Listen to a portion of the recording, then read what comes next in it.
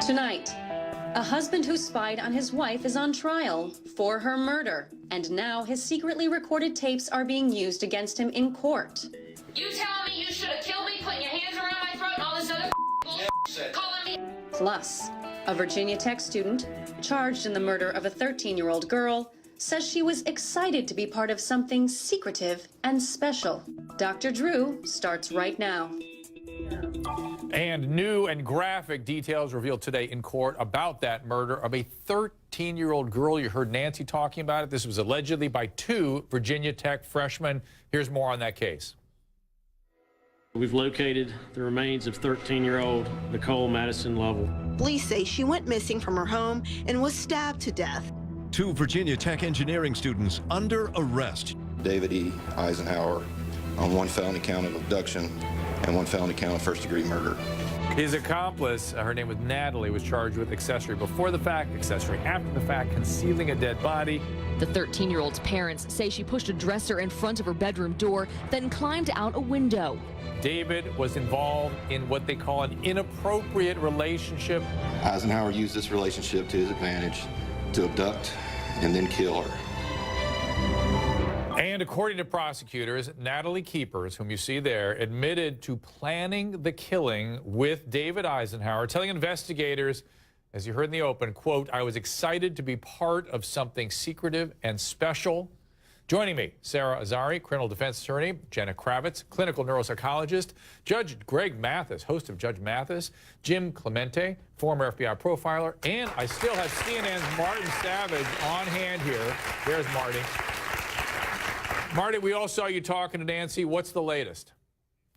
You know, this was astonishing with the developments today that came out of that hearing. It was a bond hearing that was for Natalie Keepers. Initially, Baltimore, or the authorities here in this case, the Virginia authorities, had been very closed-mouthed. But suddenly it was all spilled out, and it was just shocking what you heard. Natalie Keepers, this is a woman who many people thought maybe had been dragged in on the periphery of this horrific crime. A co-conspirator, yes, but maybe she was just there at the very end. No. The prosecution says she is in the planning up to her neck, working with David Eisenhower. In fact, pointing out that a couple of days before the murder took place, the two of them got together in a fast food restaurant and coldly and calculatingly went through exactly how they were going to murder this child.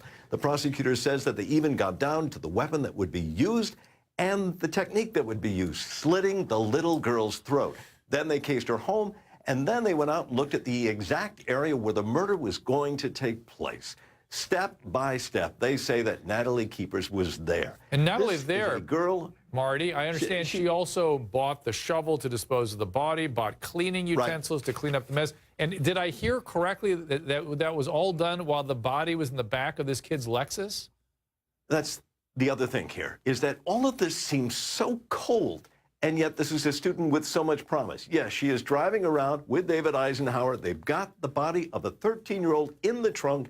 They go to Walmart to buy the cleaning supplies. Later, when authorities had discovered the body of this girl, they go to Natalie Keepers. They knock on her door. And before she opens it, she sends a text to David Eisenhower. It's one word, all capital letters, police. She's saying the police have got me and they're coming for you. Martin Savage, thank you so much for that update on the story. I'm turning it over to my panel now because, frankly, I'm bewildered. It doesn't fit my understanding of humanity.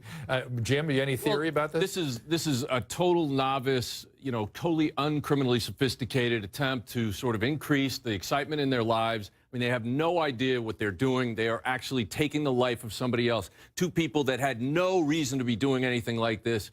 Yet they did it because I think they had such a poor self-image and their lives were just droll and boring. They wanted some excitement.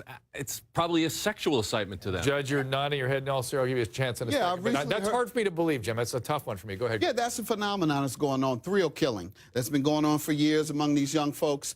And we now see that college students are not exempt from being social or psychopath, but thrill killing is a phenomenon. Thrill killing, I'll grant you, though, but you use the word psychopath as it pertains to people that do thrill killings. Right. Listen, the thrill killers are psychopaths, right?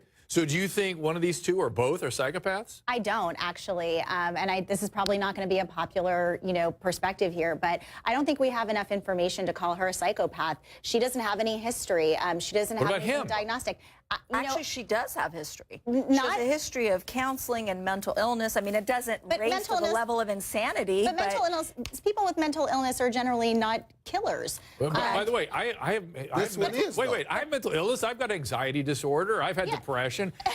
Sarah, Watch out. I told you that seat's very dangerous. But I think that calling somebody, hey, mental illness is a word I like to use freely because 50% of us will experience that at least, and it's very common, it's very treatable, and it's part of being a human being. This is not part of being a human being, going out, getting a shovel, and getting rid of a 13-year-old. But this is potentially, this is a girl who, we live in a society where people want to be seen and they want to be heard. And this is a girl who said it felt good to be part of something that was special and secretive. It's creepy, I get it. But she felt like she was being seen by this co-conspirator, Sarah, what do you say? Co-killer. Well, we know that she made this horribly incriminating statement. But the fact of the matter is that an accomplice's statement alone can't be used against David Eisenhower. So we still don't know. We haven't heard from David Eisenhower. I mean, he's not the one that made the admission. So there has to be some corroborating evidence in addition to Natalie's. Well, there is a body. There is a dead 13-year-old girl. We can't forget that. Correct. But what was the motive? We don't know about the motive. Well, let me tell you quickly about her. You brought up the mental health issue. She has taken antidepressant medication, as majority of humans have. She has been on anxiety medication. This is the part that's a little troubling. She cut herself years back and has been suicidal at times. Her also said, and my producers will appreciate this, this is the most damning part of all, she's allergic to gluten. So, the attorneys threw that in. Thank you, Sarah, for your colleagues sort of throwing that into her defense. Now, listen, last year, our affiliate WMAR spoke to David. This is David Eisenhower, because at that time, he was a star on his high school track team. I want you to always take a look at him. I want you all to take a look at him and see what you think of this kid. I just have this internal thing saying I want to be the best. I make my personal goals achievable, or just out of reach of achievable. That way I'm always constantly striving to better myself. You could take what that kid says and you can extrapolate now knowing what he's been involved with. But, Jim, I don't see anything there. Well, I mean, he doesn't seem like, the brightest bulb in the pack, but he does feel, and I think that goes right along with his cohort in this crime, his co-defendant in this crime, who was looking to do something more exciting with their lives. I think they got together. Sometimes it's almost like mob mentality. When two or more people get together, they'll do things that individually they would never do. I got to go to break, Sarah, 1 second. I think there might be more to this young lady than we are thinking, because we really don't know about this David Eisenhower guy, but I have a theory I will tell you after the break. And later, a husband is on trial for killing his wife. You're going to hear these unbelievable tapes that he made secretly all throughout his house. He had tapes and videos. He was a sort of a tech guy. And now that's all being used against him. And you'll see why after this.